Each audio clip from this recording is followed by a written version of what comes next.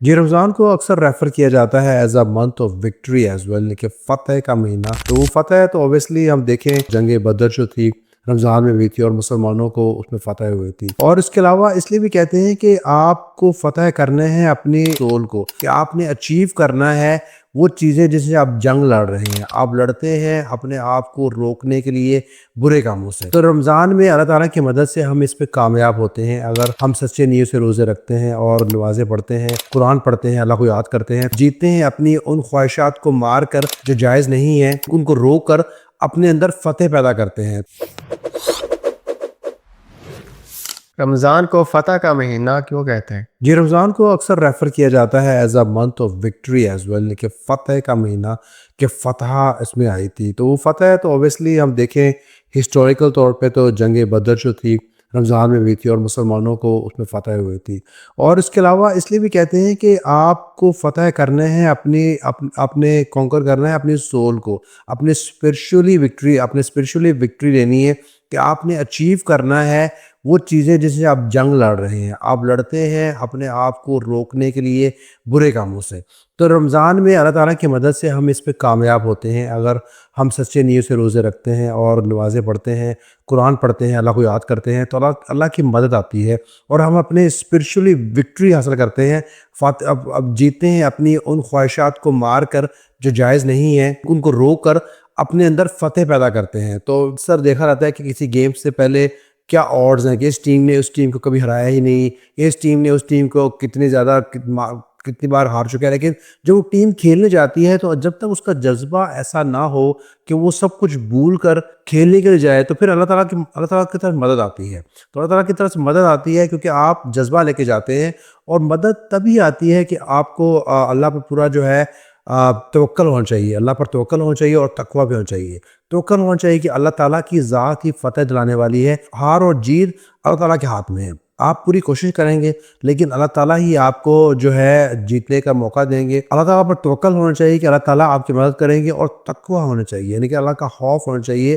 تقویٰ یعنی کہ آپ سیدھے راستے پر ہیں اور ٹھیک کر رہے ہیں. اس لیے ہمیں ڈی مورلائز نہیں ہونا کہ آڈز کیا ہیں، نمبرز کیا ہیں، سامنے کیا ہے. سامنے اوبیسلی گناہوں کے انبار ہیں ہمارے، ہم نے گناہ کیے ہوئے ہیں، ہمارا نفس جو ہے گناہ کرنا چاہتا ہے، لیکن ہم اپنے آپ کو، اپنے نفس کو مارتے ہیں رمضان میں اور پوری کوشش کرتے ہیں اس کو دبائیں اور اس کو دوبارہ سیدھے راستے پہ لے کر اس کو آئیں. تو اللہ تعالیٰ کی مدد اوبیسلی ضرور ملے گی ایز لانگ ایز ہمارا تقویٰ اسٹرانگ ہے اور ہم اللہ پر توکل کریں گے. تو اس لیے رمضان فتح کا مہینہ ہے کیونکہ اس میں ہم نے فتح حاصل کرنی ہے ان سب کاموں میں جن میں ہم ہار رہے ہیں انفارچونیٹلی. اسلام میں نا امیدی کیوں کفر ہے؟ نا امیدی یا مایوسی کیوں کفر ہے اسلام میں؟ آپ نے کہا بیسیکلی دیکھیں، نا امیدی یا مایوسی کفر اس لیے ہے کیونکہ اللہ تعالیٰ نے قرآن میں کہا ہے کہ اللہ پر ہمیشہ تم جو ہے اللہ سے ہمیشہ امید رکھو، اللہ سے کبھی مایوس نہ ہو، کہ اللہ تعالیٰ کی قدرت بہت وسیع ہے. ابھی رمضان کا الحمدللہ یہ آدھا رمضان ہو چکا ہے اور ہم نے ابھی سورت میں 14 جز میں سنا ہے قرآن میں کہ اللہ تعالیٰ کہتے ہیں کہ اللہ تعالیٰ سے مایوس صرف وہی ہوتے ہیں جو کہ لوزرز ہیں، یعنی کہ losers only lose hope from اللہ تعالیٰ.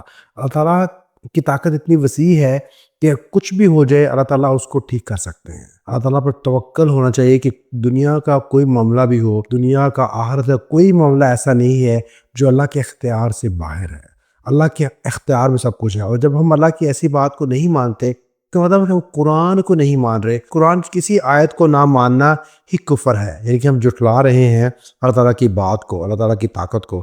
تو قرآن کی کوئی ایک آیت کو بھی جو کوئی انسان جھٹلاتا ہے جس کو نہیں مانتا تو وہ کفر میں آ جائے گا. اسی لیے اس کو بھی کفر کہتے ہیں کہ کیوں کفر کیا جا رہا ہے. یعقوب علیہ السلام کی زندگی میں دیکھتے ہیں سورۃ یوسف میں کہ یعقوب علیہ السلام کس طرح پر امید ہے اپنی زندگی کے آخری حصے میں بھی کہ یوسف علیہ السلام سے ان کی ملاقات ضرور ہو جائے گی اور وہ ٹھیک ہوں گے. ایسا نہیں ہے کہ وہ سمجھ رہے ہیں کہ یوسف علیہ السلام کوئی طاقت سے باہر آ جائیں گے، بلکہ وہ اللہ پر بھروسہ کیے ہوئے ہیں کہ اللہ کے اختیار میں ہے کہ یوسف علیہ السلام کے ساتھ جو کچھ بھی ان کے بھائیوں نے کر دیا ہے، جو کچھ بھی ہو گیا ہے، اللہ تعالیٰ کی قدرت اتنی وسیع ہے، اللہ تعالیٰ اتنے طاقتور ہیں کہ اللہ تعالیٰ اس کو ریورس کر سکتے ہیں اور ان کے پاس ان کو واپس لے کے آ سکتے ہیں. تو بہت زبردست مثال ملتی ہے ہمیں کہ اللہ تعالیٰ پر کیسے ان کی امید، اللہ تعالیٰ پر کیسے اسٹرانگ توکل ہے، اور اللہ تعالیٰ کیسے ان کی امید کو پورا بھی کر کے دکھاتے ہیں۔ اس لیے یہ مایوسی، ہم اللہ تعالیٰ سے ہم کسی طرح بھی کبھی بھی مایوس نہیں ہو سکتے، اور اسی وجہ سے مایوسی کو کفر کہتے ہیں اسلام میں۔